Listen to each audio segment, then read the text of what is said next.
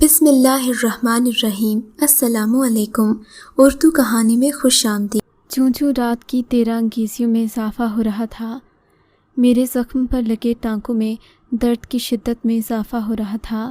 یوں لگ رہا تھا جیسے ایک کانٹا ناسور بن کر ڈس رہا ہو۔ حالانکہ ابھی رات کے کھانے کے بعد فواد اپنے ہاتھوں سے مجھے دوا کھلا کر گئے تھے، جس کے زیر اثر درد کی شدت میں کچھ کمی واقع ہو گئی تھی اور کچھ نیند کی گولیوں کا بھی اثر تھا کہ مجھے نیند بھی آ گئی تھی، لیکن جسم کی تکلیف پرسکون کر دینے والی گولیوں سے بھی اثر انداز ہو کر اپنا رنگ دکھانے لگی تھی۔ اس رات کے آخری پہر میں زخم کو چیر دینے والے احساس نے مجھے آنکھیں کھولنے پر مجبور کر دیا۔ پیٹ پر ہاتھ رکھے بے بسی میں کسی کو مدد کے لیے پکارنا چاہ رہی تھی، لیکن یاد آیا فواد تو نائٹ ڈیوٹی پر جا چکے تھے۔ کتنا میں نے انہیں روکنا چاہا کہ وہ آج رک جائیں، مگر وہ بھی مجبور تھے کہ تمہارے آپریشن کے سلسلے میں بہت چھٹیاں ہو گئی ہیں، پرائیویٹ جاب کو سنبھالنے کے لیے قربانی کی ضرورت ہوتی ہے، میرا جانا ضروری ہے۔ میں نے تمہیں میڈیسن دے دی ہیں، صبح تک سنبھالے رکھیں گی تمہیں، پھر تو میں آ ہی جاؤں گا، صبر سے کام لو۔ انہوں نے احتیاط سے میرا سر تکیے پر رکھتے ہوئے کہا تھا، مہرو کی بھی شادی ہو گئی، ورنہ وہ ان دنوں تمہارے پاس رہ لیتی، مجھے کسی قسم کی ٹینشن نہ ہوتی۔ ہاں، میں آہ بھر کر رہ گئی۔ یہ تنہائی کا عذاب مجھے اکیلے میں ہی بھگتنا تھا۔ جسم و جان تندرستی کی حالت میں تھے تو سب تھے، امی بھی حیات تھیں، مہرو کی بھی شادی نہیں ہوئی تھی۔ کئی دن وہ میرے پاس رہنے آیا کرتی تھی، ہنسی مذاق کا ایک نہ ختم ہونے والا سلسلہ چل پڑتا تھا، اور وہ میری عافیہ بھابھی، میری رازدار، میری جٹھانی اور میری مسکراہٹوں میں پھول کھلانے والی میری دوست، وہ تو اس لمحے میرے پاس نہیں تھیں۔ آج ان کی کزن کی مایوں تھی، ان کا جانا بے حد ضروری تھا۔ جاتے ہوئے انہیں میں نے بے چارگی سے دیکھا تو وہ مسکرا کر بولی، خاندان کا مسئلہ ہے رمشا، گھریلو مجبوری کوئی نہیں جانے گا، بس بات بناتے دیر نہیں لگے گی۔ ویسے بھی رات کا فنکشن اٹینڈ کر کے میں لوٹ آؤں گی، جب تم سنبھل جاؤ گی تب رہنے جاؤں گی۔ ویسے بھی بات آج ہی کی ہے، بارات تو 4 دن بعد جائے گی۔ میں نے کہا، کوئی بات نہیں بھابھی، آپ جائیں۔ اور ٹانکوں میں ایک چیر دینے والا احساس میرے دماغ کے کئی تار پھر سے ہلا گیا۔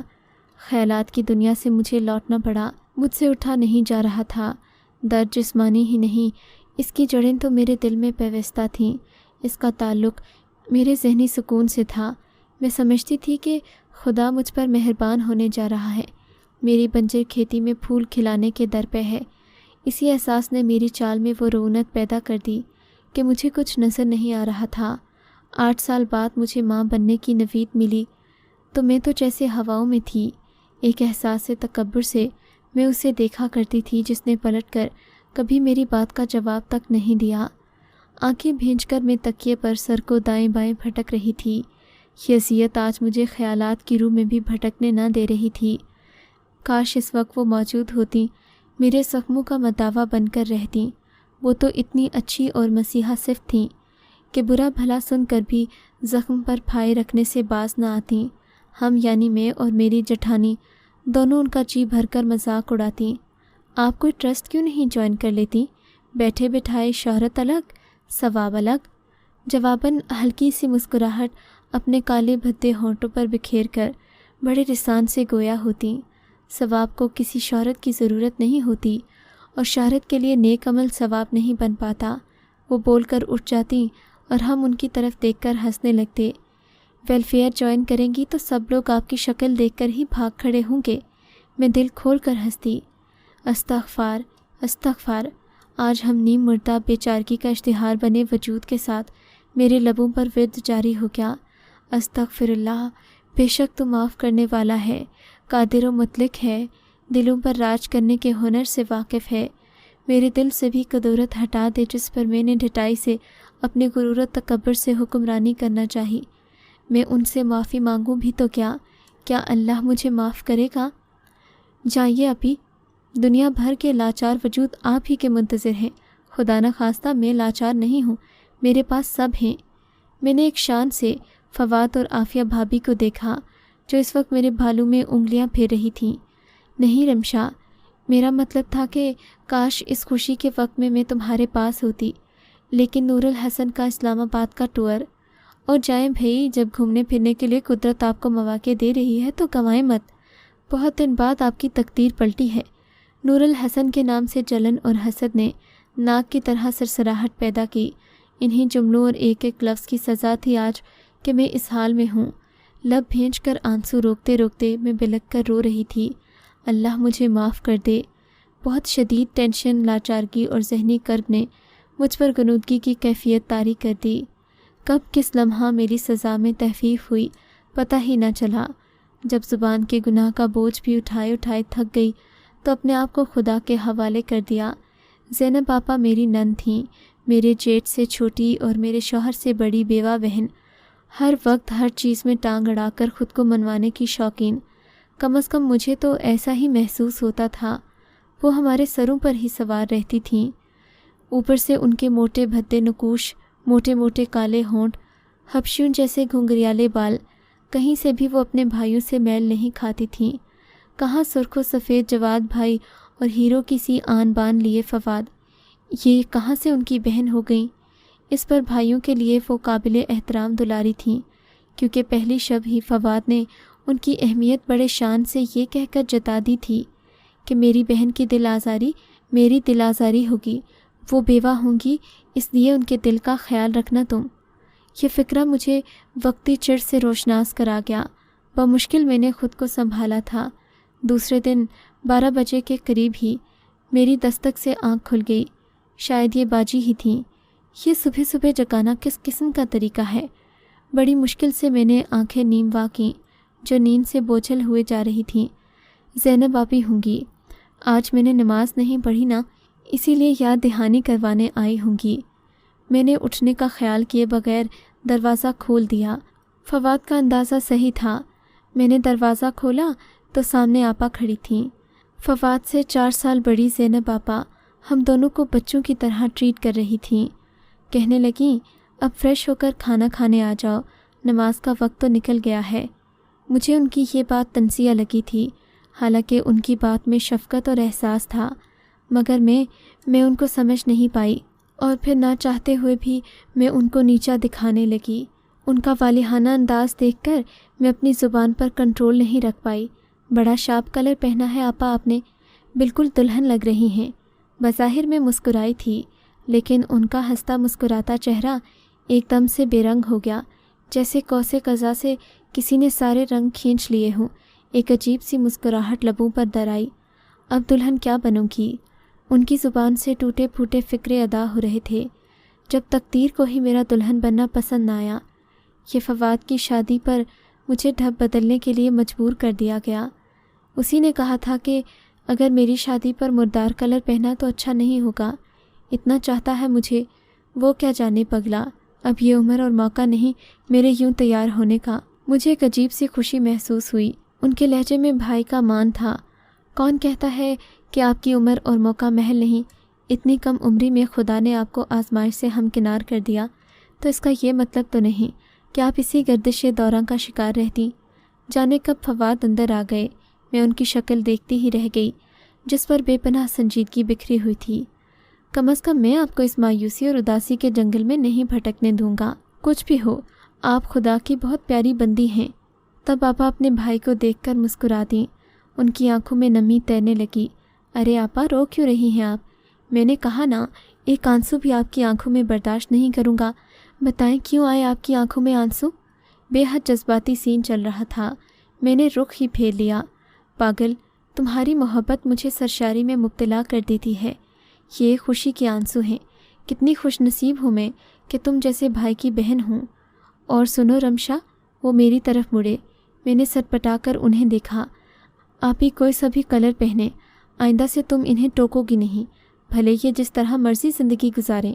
ایک انگلی اٹھا کر ایک تنبیہی لہجے میں ایک رات کی دلہن کے ساتھ وہ عجیب طریقے سے بول رہے تھے، لیکن یہ وقت جذباتیت کا نہیں، حوصلے اور برداشت کا تھا۔ میں نے تو ان کی تعریف کی تھی، قسم لے لیں، میرے دل میں کوئی فتور نہیں تھا۔ مجھے ان کے لہجے پر سچ مچ کا رونا آنے لگا۔ زینب آپی گھبرا کر کھڑی ہو گئیں۔ فواد، یہ تم کس طرح کی باتیں کر رہے ہو بچی سے؟ دیکھو تو رونے لگی ہے۔ وہ میری طرف بڑھی اور میرا سر اپنے ساتھ لگا لیا۔ تمہیں بات کرنے کا کوئی طریقہ ہی نہیں فواد۔ رمشا نے واقعی میری تعریف کی تھی، مجھے دلہن کہا، بیوہ تو نہیں کہا نا، جس سے مجھے گلٹی فیل ہوتا۔ تم خواہ تماشا لگا بیٹھے۔ وہ یہ سب کہتی بھی مجھے اچھی نہیں لگ رہی تھیں۔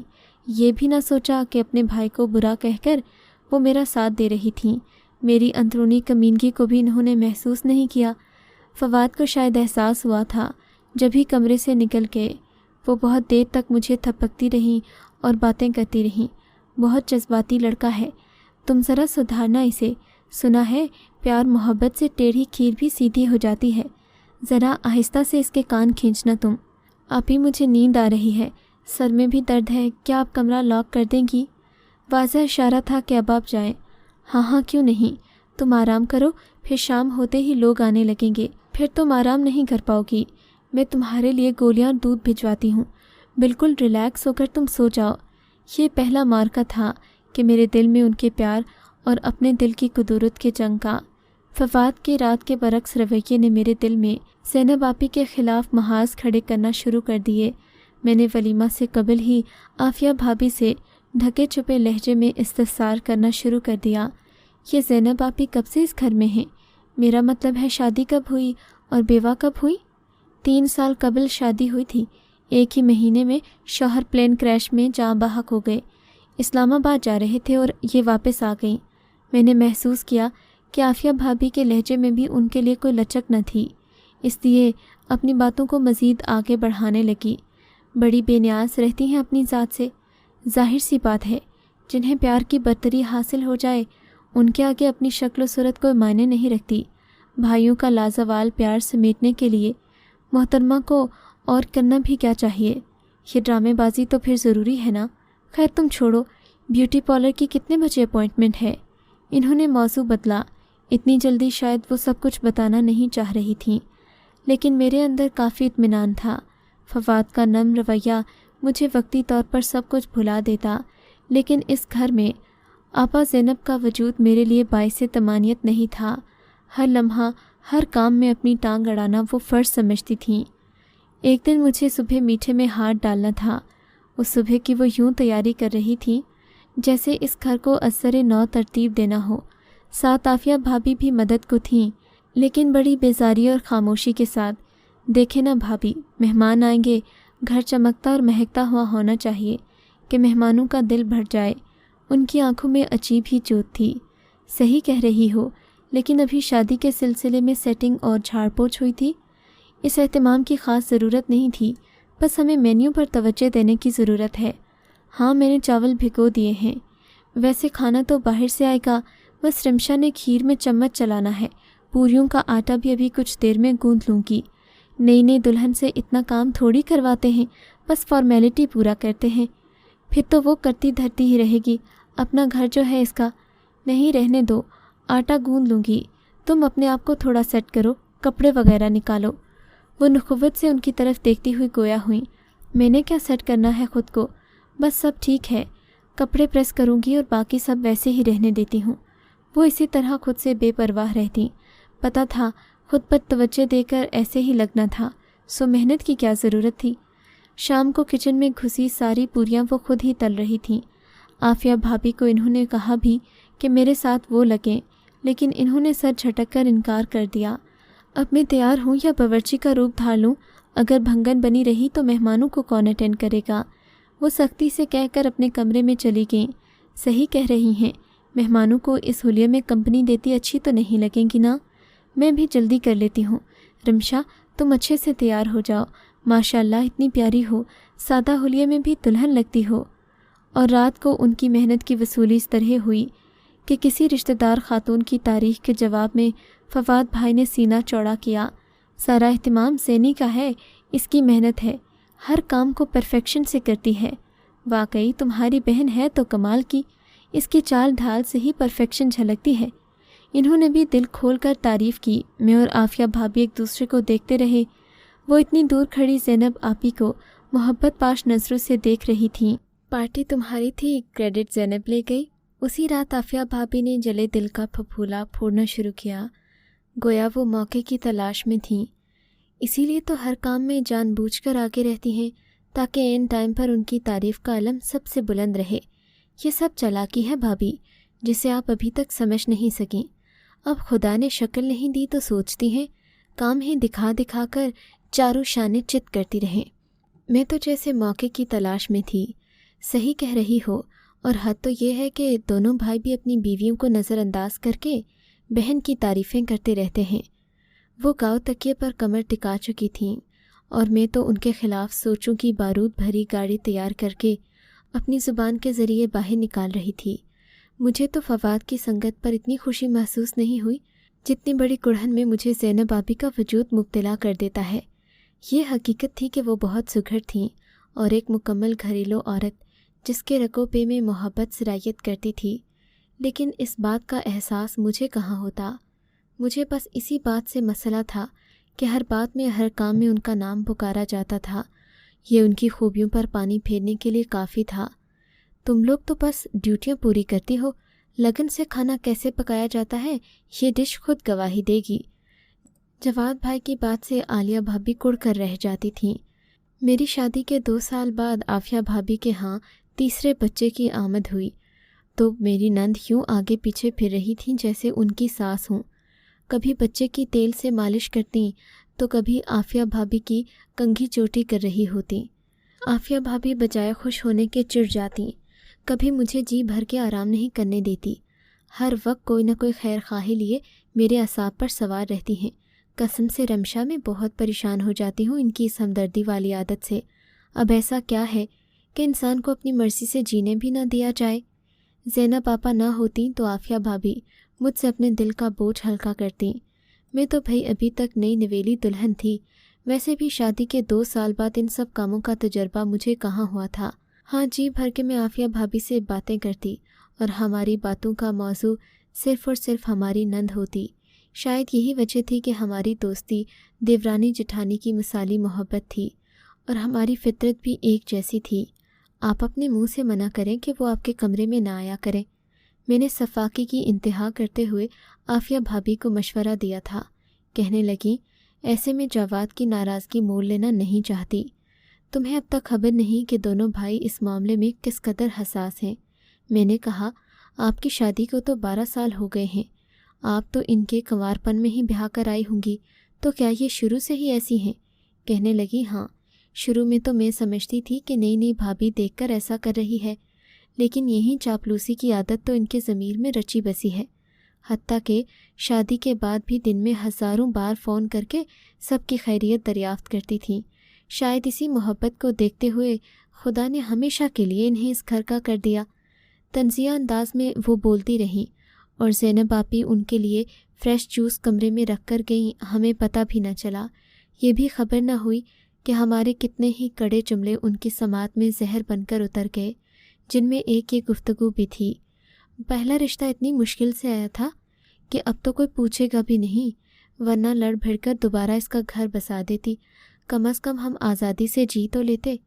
وہ اس روز بہت خاموش رہی تھیں، جیسے حبس زدہ موسم میں سایہ دار پیڑ بھی تنے تنہا کھڑا رہتا ہے۔ علیم بہت اچھے انسان تھے رمشا۔ ان کی آنکھوں میں نمی اتر آئی تھی۔ انہوں نے اپنے مرحوم شوہر کا نام لیا۔ میں نے ایک دن ان کی اچھائی کو نوٹ کر لیا تھا۔ 1 مہینہ تو انہیں سمجھنے کے لیے بہت زیادہ تھا۔ 1 ہفتے میں انہوں نے مجھے اتنی شاپنگ کروائی تھی کہ ابھی تک ان چیزوں کو استعمال کرتی ہوں۔ 1 مہینے میں اتنی محبت دی کہ ساری عمر کے لیے کافی ہو گئی۔ انہوں نے اپنے سانولے رخسار سے آنسو صاف کیے۔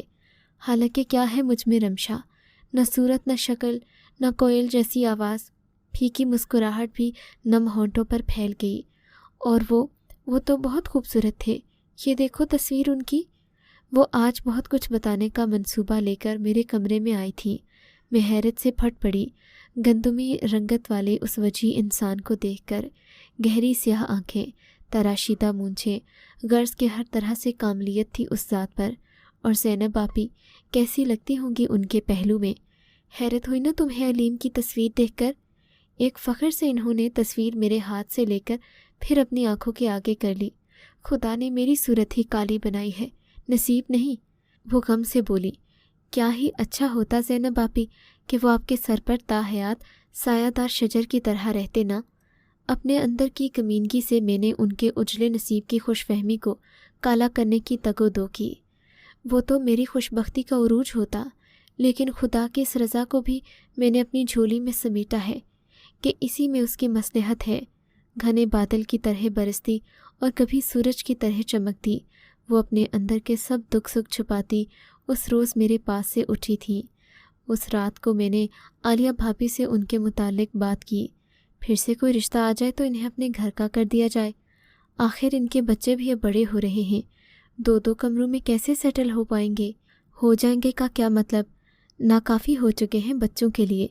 الگ فرنیچر بھی سیٹ کرنے کا سوچتی ہوں تو جگہ کی کمی آڑے آ جاتی ہے۔ اگر یہ اپنے گھر رہتی تو 2 کمروں کی سہولت ایسے ہی مل جاتی۔ ایک اکیلی نے 2 کمرے ریزرو کیے ہوئے ہیں۔ ہم دونوں ان کے متعلق سنجیدگی سے سوچتے اور رشتہ تلاش کرتے، لیکن ان سے شادی کرے گا کون؟ ہم سوچتے، پہلے ہی بڑی تگ و دو کے بعد ان کا گھر بسا تھا، اب تو بیوگی کا داغ بھی الگ ہے۔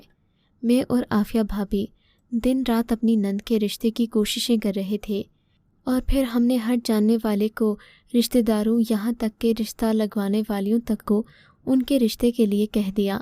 آخر ایک مار کا سر کرنے کے برابر تھا ان کا رشتہ کروانا۔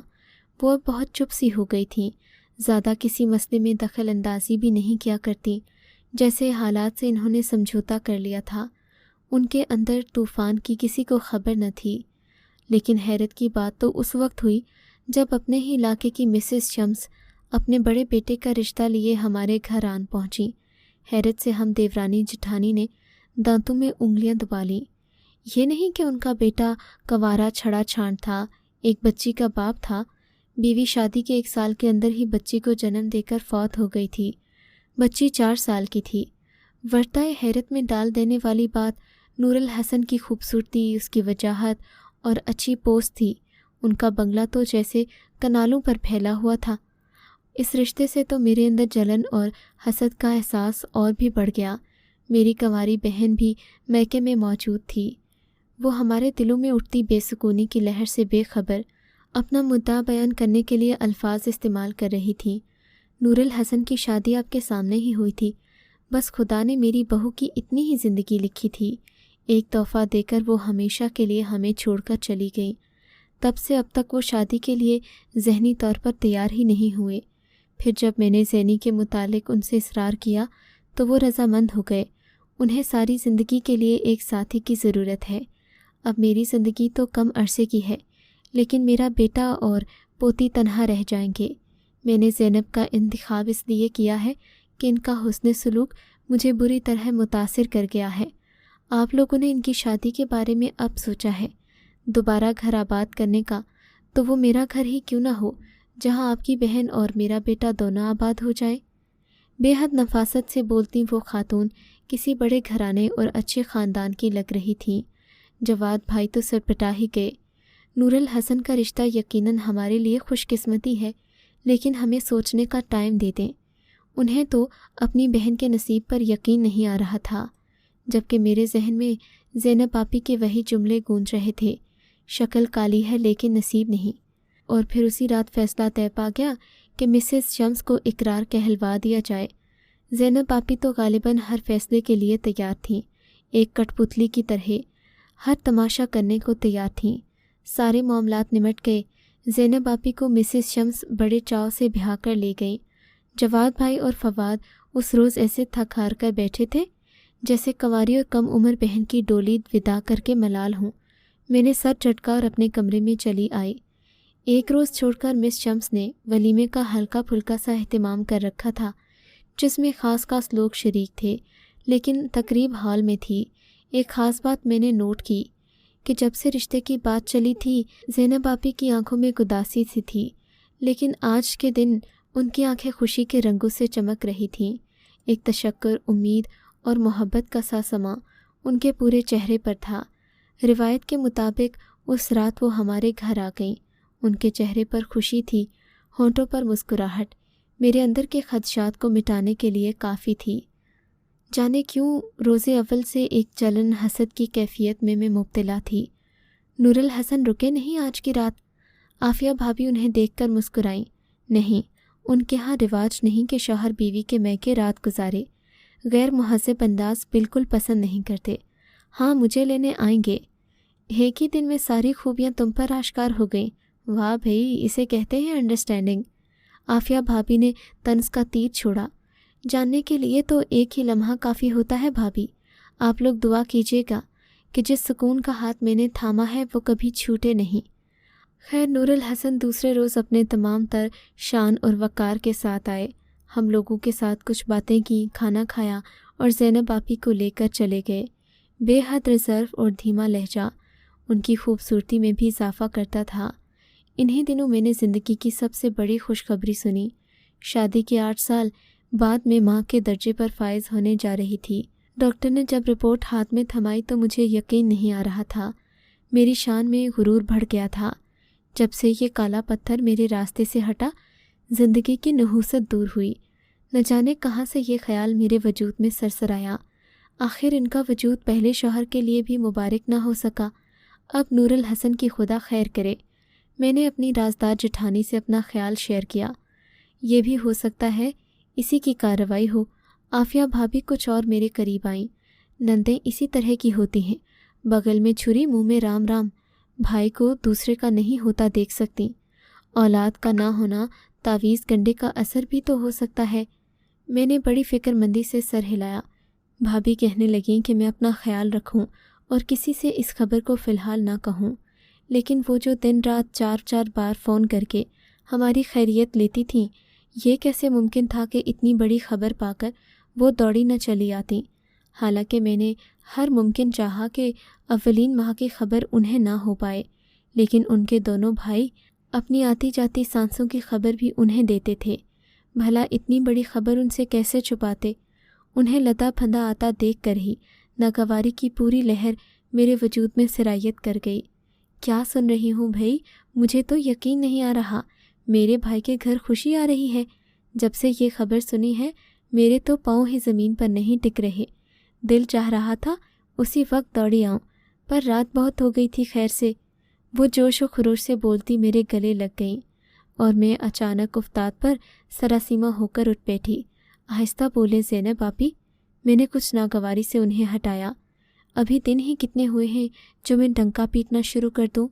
مجھے محسوس ہوا ان کے چہرے کا رنگ بدلا۔ دیر سے ہی صحیح، اللہ نے مبارک گھڑی تو دکھائی ہے نا، پھر خوشی کے اظہار میں کوتاہی کیوں؟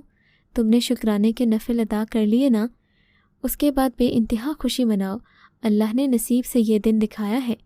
ان پر تو ناگوار لہجے کا، ناگوار باتوں کا کوئی اثر ہی نہیں ہوتا تھا، بس اپنی روح میں کہتے گئیں، اللہ نے یہ دن دکھایا ہے، ورنہ بندہ تو کسی کا بھلا نہ چاہے۔ میرے اوپر عافیہ بھابھی کے پلائے زہر کا خوب اثر تھا۔ اس کے بعد زینب پاپی مجھے نصیحتیں کرنے لگیں، یہ کھاؤ وہ کھاؤ، لیکن میں ان کی ہر نصیحت کو ٹال دیتی اور ناگواری کا اظہار کرتی، یہاں تک کہ انہوں نے آنا جانا کم کر دیا۔ ہر ویکینڈ پر دونوں بھائی بڑی شان اور محبت سے پھر بھی انہیں لینے جاتے رہے، لیکن وہ بڑی سہولت سے انکار کر دیتی، کیونکہ میں نے انہیں صاف منع کر دیا تھا کہ میں کوئی بچی نہیں ہوں جو مجھے ہر بات میں آپ کی ضرورت پیش آئے۔ مجھے اچھی طرح پتہ ہے کہ یہ دن کیسے گزارنے ہیں۔ عافیہ بھابھی بھی میرے ساتھ ہیں، وہ 3 بچوں کی ماں ہیں، ان سے بہتر مجھے کوئی نہیں جان سکتا۔ میرے لہجے کا غرور سن کر شاید آپی اندر تک ٹوٹ گئی تھیں، مگر پھر بھی وہ روز فون کرتیں، گھر بھر کی خیریت پوچھتیں۔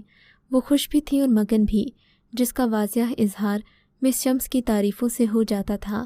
ہاں آخری 15 دنوں میں وہ بہت پریشان ہمارے گھر آئیں، وجہ پوچھنے پر گویا ہوئیں کہ رمشا کے آخری دن ہیں اور نور الحسن کے ساتھ میں ٹور پر جانا چاہ رہی تھی، بلکہ وہ لے جانا چاہ رہے تھے۔ عروہ اور امی بھی جا رہے ہیں، بتاؤ اس خوشی کے وقت میں نہ رہوں گی؟ 1 مہینے کا ٹور ہے، وہاں بھی کتنی پریشان رہوں گی میں اپنے بھتیجا یا بھتیجی کو دیکھنے کے لیے۔ فواد نے سانس بھر کر دونوں ہاتھوں میں ان کا ہاتھ تھام لیا۔ اپنے گھر والوں کی خوشی میں خوش رہیں، آپ نہیں ہوں گی تو کیا، آپ کی دعائیں تو ساتھ ہوں گی نا، واپس آ کر دیکھ لیجیے گا۔ بہت چاو چونچلوں سے وہ رخصت ہوئیں، میں نے سکون کا سانس لیا۔ ان کی اسلام آباد روانگی کے 1 ہفتے بعد ہی میرا بی پی شوٹ کر گیا، سبھی کے ہاتھ پاؤں پھول گئے، مجھے تو لگ رہا تھا کہ زمین آسمان ایک ہو رہے ہیں۔ ICU میں زندگی اور موت کی جنگ لڑ رہی تھی، جانے کب نرس نے فواد سے اجازت نامے پر سائن کرائے کہ ماں یا بچہ۔ مجھے خبر نہیں تھی کہ سارا غرور اس لمحے خدا کے ہاتھ میں چلا گیا جس نے میری زبان کی رسی بہت ڈھیلی کر رکھی تھی۔ میں 8 سالوں کے بعد ملنے والی خوشی کو بچا نہیں سکی۔ کارروائی، جادو، تعویذ گنڈا کا الزام دیتے وقت مجھے ایک وقت بھی خیال نہیں آیا کہ سب سے بڑی طاقت تو اس ذات واحد کی ہے جس کے ہاتھ میں پورے جہاں کا کنٹرول ہے، جو سب کو معاف کر سکتا ہے لیکن شرک نہیں، جو اپنے حق میں کوتاہی تو معاف کر دیتا ہے، کسی کی دل آزاری نہیں۔ خدا کی طاقت سے ہٹ کر کسی اور کی طاقت کو تسلیم کرنا یا پھر اس کو طاقت کا الزام دینا شرک نہیں تو کیا ہے؟ آپریشن کے بعد ذہنی اور جسمانی طور پر میں نیم مردہ ہو چکی تھی۔ فواد کو چہرہ دیکھا نہیں جا رہا تھا مجھ سے، اور اپنی حالت سنبھالی نہیں جا رہی تھی۔ آخر ایسا کیوں ہو گیا تھا جب کسی کا منحوس وجود بھی میرے قریب نہیں تھا؟ اپنے الفاظ خود پر ہی ہنستے ہوئے محسوس ہوئے۔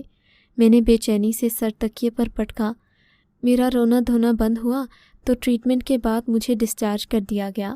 گھر آ کر بھی میں خلاؤں میں دیکھتی رہی۔ اپنے بیڈ کے قریب پڑے بیبی کاٹ کو دیکھ کر جو حالت ہوتی، عافیہ بھابی نے جلدی سے اٹھوا دیا۔ غلط بات ہے رمشا، تم تو اپنی جان کی بھی دشمن بن گئی ہو۔ دنیا میں ایسے کیسز چلتے رہتے ہیں۔ مجھے کس جرم کی سزا ملی ہے بھابی؟ پتہ نہیں میں نے ایسا کیا گناہ کیا جو میری گود خالی کی خالی رہ گئی۔ میں بلک اٹھی۔ خدا کی مرضی کے آگے ہم کچھ نہیں کر سکتے۔ گود پھر سے بھر جائے گی۔ سنبھالو خود کو، ایسے نہیں چلے گا۔ تمہاری حالت دیکھ کر فواد بہت اداس ہو گیا ہے۔ جاب ہے، اتنی چھٹیاں کر بیٹھا ہے۔ میری فیملی میں بھی شادی ہے جس میں شرکت کرنا ضروری ہے، ورنہ میرے فیملی والے باتیں بنائیں گے۔ انہوں نے وزیداری نبھائی۔ میں آپ کو روکوں گی نہیں، اب اپنے وجود سے کسی کو بے اطمینان نہیں ہونے دوں گی بھابی۔ فواد میرے پاس ہے نا، پھر تنہائی میں احتساب کرنے کا موقع بھی ملے گا۔ جانے کب میں خود پرستی سے خدا پرستی کی طرف مائل ہو گئی۔ بڑی مشکلوں سے میں نے خود کو تسلی دی۔ درد کی ٹیسیں ابھی بھی اٹھ رہی تھیں کہ عافیہ بھابی کزن کی شادی اٹینڈ کرنے بوریا بستر سمیٹ کر چلی گئیں، تسلی کے چند حرف دے کر۔ ایسی تنہائی میں مجھے وہ گہرا سانولا چہرہ بہت یاد آیا جس پر نرمی، محبت، اپنائیت، ہمدردی کا عکس پوری آب و تاب کے ساتھ جھلملاتا رہا، جس کے پورے وجود میں مسیحائی خون کے بہاؤ کے ساتھ دوڑتی تھی۔ کیا تھا جو میں انہیں روک لیتی تو وہ اس لمحے کوئی نہ کوئی بہانہ کر کے بھی رک جاتی۔ میرے گھمنڈ سے بڑھ کر خدا کی طاقت تھی جس نے مجھے احساس دلایا کہ تنہائی کس مرض کا نام ہے۔ شاید میری استغفار قبول ہو گئی۔ مجھے یہ خبر نہیں ہوئی کہ کس نے میرے ٹوٹے بکھرے وجود کو ہسپتال تک پہنچایا۔ ہوش میں آئی تو ڈاکٹر کو اپنے اوپر جھکا ہوا پایا، اور پھر جب میری آنکھ کھلی تو 2 نفوس کمرے میں داخل ہوئے۔ ایک فواد اور دوسرے چہرے کی موجودگی شوق لگنے کی حد تک حیران کن تھی۔ وہ ملاحت بھرا چہرہ اسی مسیحا کا تھا جسے آخری حواسوں تک دل نے سوچا، نگاہوں نے ڈھونڈا۔ دل تو چاہ رہا تھا کہ خود کو مشینوں سے آزاد کر کے ان کے گلے لگ جاؤں۔ لیڈی ڈاکٹر نے ہاتھ کے اشارے سے مجھے روک دیا۔ ایسی کوئی بات ان سے مت کیجیے گا کہ ان کے دماغ پر پریشر پڑے، ڈاکٹر نے کہا۔ فواد میرے ہاتھ پکڑ کر رو دیے۔ میں تمہیں اس حال میں چھوڑ کر چلا گیا تھا، مجھے معاف کر دو۔ آپ روئے مت، آپ تو واپس آ گئے نا۔ ارے میں کہاں آیا تھا، میں تو صبح آیا ہوں اپنی ڈیوٹی پوری کر کے۔ یہ تو زینب آپی تمہیں ہسپتال لے کر آئی ہیں۔ میں نے کل صبح ہی انہیں تمہاری نازک حالت کی خبر دی تھی۔ ہاں رمشا میری جان، میں اور جلدی آتی، بس نور الحسن کو کچھ کام نپٹانے تھے، اور صبح جب کال آئی فواد کی تو میں پہلی فلائٹ سے آئی۔ گھر پہنچتے ہی تمہیں جس حالت میں دیکھا تو جلدی سے تمہیں اور نور کو لے کر ہسپتال آ گئی۔ یہ عورت نہیں فرشتہ بن کر پہنچی رمشا، ورنہ دیر ہو جاتی تو میں تمہیں کھو دیتا۔ حالانکہ ابھی ان کا 15 دن کا گھومنے پھرنے کا پروگرام تھا، پر انہوں نے سب کچھ چھوڑ دیا۔ خدا نے بس انہیں تمہاری جان بچانے کا وسیلہ بنایا۔ میں نے بے بسی سے اپنے محسن کو دیکھا، اور نہ اس کے گلے لگ کر رو سکتی تھی، نہ ہی ان کی گرم آغوش میں سر چھپا کر اپنے دل کا زخم کھول سکتی تھی۔ بہت بڑے بول کر آپ کو نیچا دکھانا مجھے راس نہیں آیا زینب آپی۔ خدا نے ثابت کر دیا کہ بدتر کون ہے اور برتر کون۔ وہ جلدی سے میرے قریب آئیں۔ ڈاکٹر نے تمہیں سٹریس لینے سے منع کیا ہے، اور برتر کے معنی میں تمہیں سمجھاؤں گی، پر تم پہلے ٹھیک ہو جاؤ۔ اگر میری خوشی چاہتی ہو تو، اور میں نہ چاہتے ہوئے بھی ہنستی، کیونکہ اب مجھے ان کی خوشی بہت عزیز تھی۔ ٹھیک 1 ہفتے بعد زینب آپی کے ساتھ بیٹھ کر مجھے زندگی بہت پرسکون لگ رہی تھی۔ میں زندگی کی طرف لوٹ آئی تھی۔ برتر صرف خدا واحد کی ذات ہے رمشا۔ ہم تو بندے ہیں۔